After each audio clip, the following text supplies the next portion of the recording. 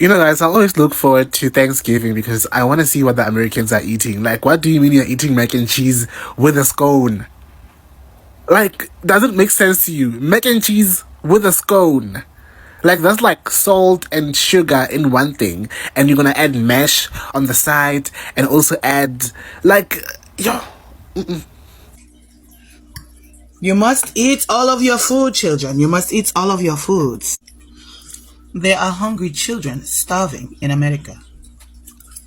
A lady in South Africa that did a spoof with her kids about Americans not eating. She's sitting at the table and she goes, "Eat all your food, kids. There's children in America that are starving." And then she gets on at the end and she plays that Sarah McLachlan song, "Arms of an Angel." And she goes, "And for 50 cents a day." This is what the rest of the world is thinking about our country right now.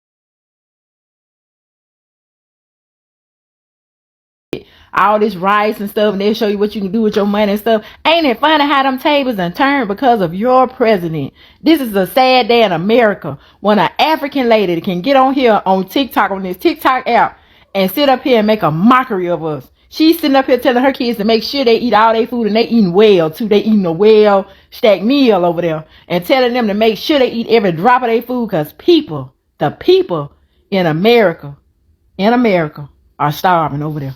It's a shame. It's a shame. What y'all gonna do with y'all president? Lord, got the Africans making fun of us. Lord have mercy. Let's add South Africa to the list of countries obsessed with America. Thanksgiving has come and gone, but if there's one thing Thanksgiving has taught me, it's just how important America is to the rest of the world and what America does and how the world consumes us.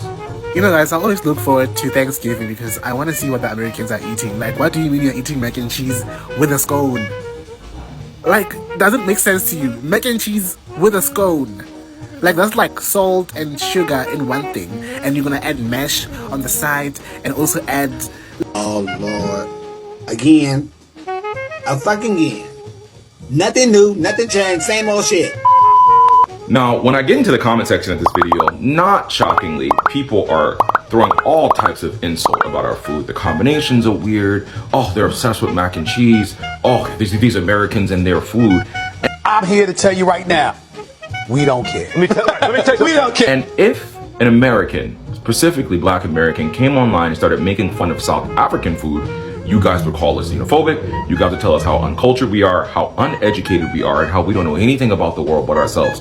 But somehow when you do it, it's okay. And the thing about this that's infuriating most times, you as Black South Africans are looking at recipes of Americans, whether white or anything else, and thinking that we all eat the same thing.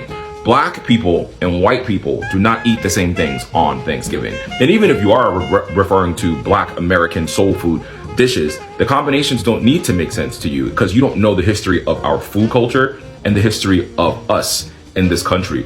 Thanksgiving for Black people was usually made from scraps on the plantation. So whatever we could muster up and make dishes with is what we made. So the sides never actually go together because we have a tradition of making food with what we could make food with. Baked mac and cheese is a Black American soul food invention. That's why we cook it. It's a part of our food history. Saying things like, what is cornbread? Why is it always turkey? What is dressing? Without looking up what are the native dishes in America. You guys do know Native Americans are alive and well, and everything with corn comes from them, including your precious pop. Pop is from Native Americans that you guys eat in South Africa, but you guys don't know anything, do you? Newsflash, American biscuits do not equate to scones. They're not scones. You see how that works?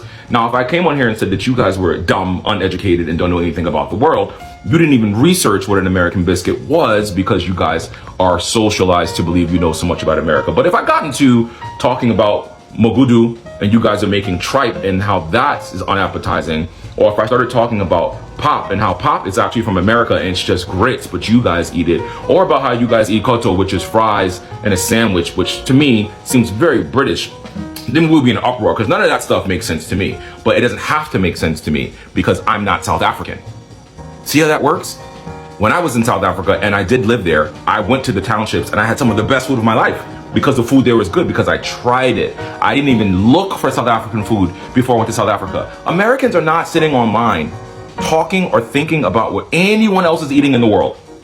But somehow, for some reason, you guys are just hyper fixated on what Americans do. And when you talk about Black Americans and you talk about our food, just know food is political in every nation.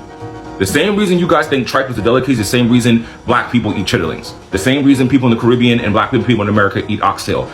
It's the same. So do some thinking, some internalized thought process behind why you say the things you do, and before you come online to willingly talk about people's cultures and people's customs, because as products of slavery in this history of this country, all of our food has a historical context to it, and that history is usually quite dark. I hope you guys enjoyed your content last week, because clearly you have nothing else going on in South Africa. Much love to you guys down there, though. The most embarrassing thing happened to me when I went to my in-laws today, guys. So I go to my in-laws house and I give my mother-in-law a hug. And as I was reaching out afterwards, I leave this huge stain of brown foundation on her cheeks. I'm the only Black person in the room, right? So I'm looking around and I realize no one notices. I'm so embarrassed because I'm thinking like someone's going to notice.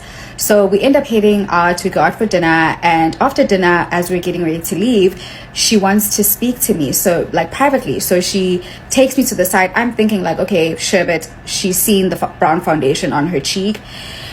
Poor lady is like giving me a hug and giving me money. Guys, like, how was she giving me money after I put foundation on her cheeks? And it just seemed like no one noticed. And mind you, I'm the only Black person in the family. Hurry up, guys. Hey, how embarrassing. Oh my goodness.